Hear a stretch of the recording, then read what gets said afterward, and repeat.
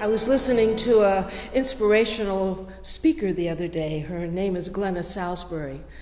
And she said something really interesting in her speech. She said, if you had to write on the front of a t-shirt what the theme of your life is, what would it be?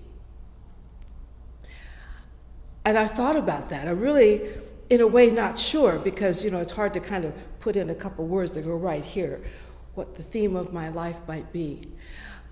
One of the things that occurred to me was go with the flow.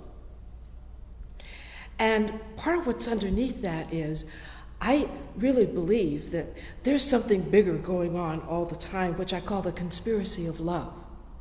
I believe that I'm living in a friendly universe that wants me to win. I believe that everybody that I meet is someone who's an opportunity for me to meet myself and to be of service and to make a connection that matters should I pick up that opportunity. So going with the flow is to be willing to receive and to allow that which is already out there to come to me and through me, and to not resist what is.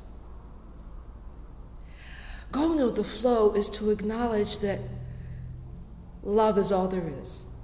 One of my taglines is, loving is living, and everything else is a distraction. And I really believe that's true. I do believe that the most powerful energy in the universe, the most powerful force in the universe is love.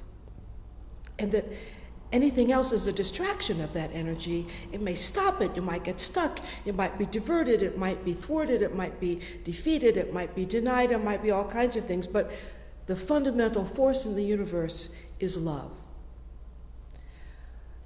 So at the end of the day, at the beginning of the day, in the middle of the day, all day long, all evening long sometimes, I have night hours, I have morning hours, weekend hours. I'm engaged in a practice dedicated to loving relationships, to assisting other people who are in relationships, whether they be romantic relationships, parent-child relationships, family relationships, friendships one with the other, relationships at work, where things are a free flow of energy, where you allow each other to be. That doesn't mean you don't have boundaries. That doesn't mean you don't have requirements. That doesn't mean you don't have preferences. But you can express yourself about those things in love. When you talk about falling in love is really easy. Staying in love is the challenge. And if we just expand that idea of being in love with being in a state of loving energy in all of our relationships, what a wonderful world this could possibly be if I was in love, in a state of being loving in every relationship I have. Harville Hendricks and Helen Hunt, who've written some wonderful books on relationships during the past 35, 40 years, have invented a system of relationship creation called Imago.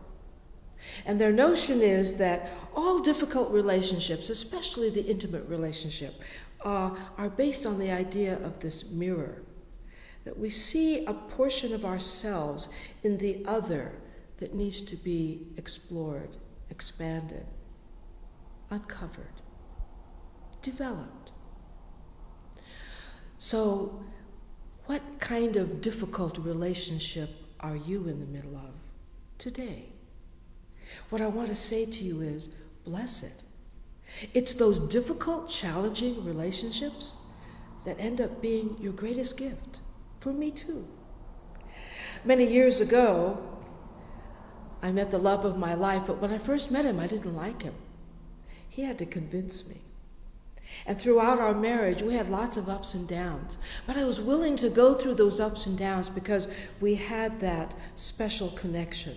We had that mirrored relationship. We had that imago kind of tension and the polarity.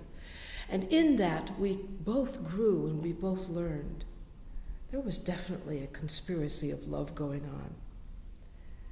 So in the work I do, I recognize, I believe that we're living in a friendly universe that wants us to win, wants us to experience life fully, and that when someone comes into our lives that's a real pain in the ass, I like to say, thank you.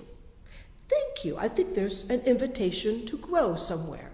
And so when people come to see me and they're wrestling with conflicts in their relationships, we kind of roll up our sleeves and we look at what's the invitation for you here? What's the invitation for me in those relationships that really annoy me? And as I look at that, and I don't approach it from the standpoint of judging it or criticizing it or complaining about it, but stay curious and open in a state of wonder and keeping that loving, open heart, I can bless everything. And I can acknowledge there is a conspiracy of love going on. We're all in it together.